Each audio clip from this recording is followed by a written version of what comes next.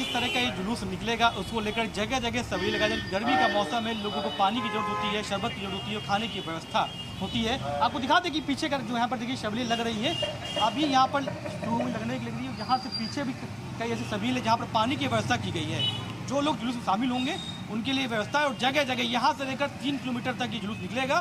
तो जगह जगह जो शबीलें हैं वो लगाई गई है, वहाँ पर व्यवस्थाएं की गई। पानी से लेकर जो खाने की व्यवस्था है उसको किया गया है, शरबत का इंतजाम किया गया है कि लोग जो जुलूस में शामिल लोग उसी दिक्कतें का सामना ना करना पड़े। वो उनके लिए लोग खड़े रहेंगे जो उनको पानी की व्यवस्था कराएंगे।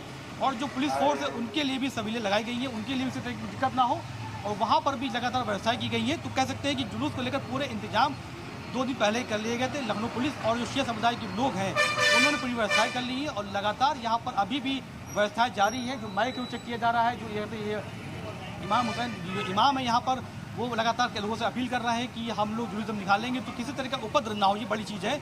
और जो एडवाइजरी है उसी एडवाइजरी के तहत ही जुलूस निकाला जाए। जी सर, हाँ बिल्कुल, एडवाइजरी जारी कर दी गई है। वहीं अतीक, एक और सवाल आपसे लेना चाहेंगे, चूंकि जन्माष्टमी के मौके पर भी जुलूस निकाला जाना है, तो क्या अलग अलग जगह से ही ये निकलेगा? ऐसा तो नहीं है कहीं कोई रास्ता एक साथ क्लब कर रहा हो? जी बिल्कुल साहबा, बता दें कि जन्माष्टमी को लेकर जो कार्यक्रम होंगे वहाँ पर जुलूस का जो रास्ता है, ऐसा रास्ता बीच में पड़ेगा नहीं। जुलूस लखनऊ कि पुराने लखनऊ से नखास से यहाँ से निकलेगा और ये निकल के जाएगा तालकटोरा।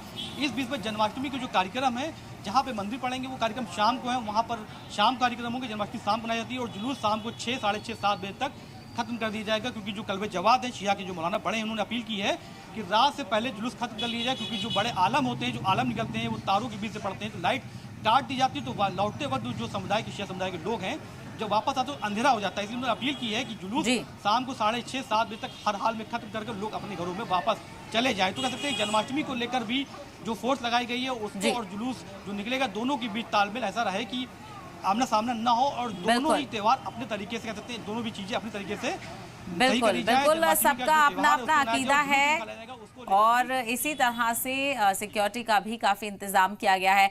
वहीं अतीक, आपने जिक्र किया क्योंकि हमने देखा था यौम आशूरा के मौके पर कई जगह ऐसे हादसे पेश आए थे जहां पर अलम तारों से टकरा गए थे और कई लोगों को काफी नुकसान भी हुआ था, चोट पहुंची थी। ऐसे में जिन रास्तों से ये जुलूस निकलने वाला है चहलुम का, वहां पर लाइट को लेकर इंतजाम किया गया है और तारों को भी जांच लिया गया है।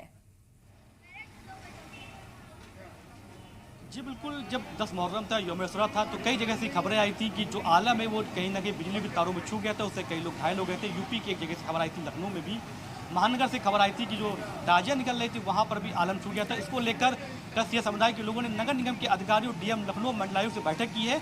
जिस रास्ते से जुलूस निकलेगा वहाँ की जो तार है उनको ऊंचा उठा दिया गया है क्योंकि आलम जो निकलता है काफ़ी बड़ा, देखते हैं ये आलम यहाँ पर है, काफ़ी बड़ा होता है। इस आलम के जरिए अगर ये आलम छू जाएगा तार पे तो हादसे हो जाते हैं। इसको लेकर पीछे देखिए ताजिया भी आ रही है और इन सबको लेकर लगातार ये व्यवस्थाएं की गई नगर निगम के अधिकारियों ने कि जहाँ जहाँ पे ये निकलेगा वहाँ पर जो तार है, बिजली के बड़े बड़े पोल है, खंभे हैं, उनको ऊंचा कर दिया जाए या उनको वहाँ से हटा दिया जाए जिससे कोई हादसा हो ना सके। बिल्कुल अतीक, ऐसे में लोगों से भी यही अपील है कि जो भी लोग चेलुम के जुलूस में शामिल हो वो एहतियात के साथ अलम को निकालें क्योंकि कोई भी नहीं चाहता कि किसी भी हादसे का लोग शिकार हो। अतीक, तफसीली बातचीत के लिए आपका बेहद शुक्रिया।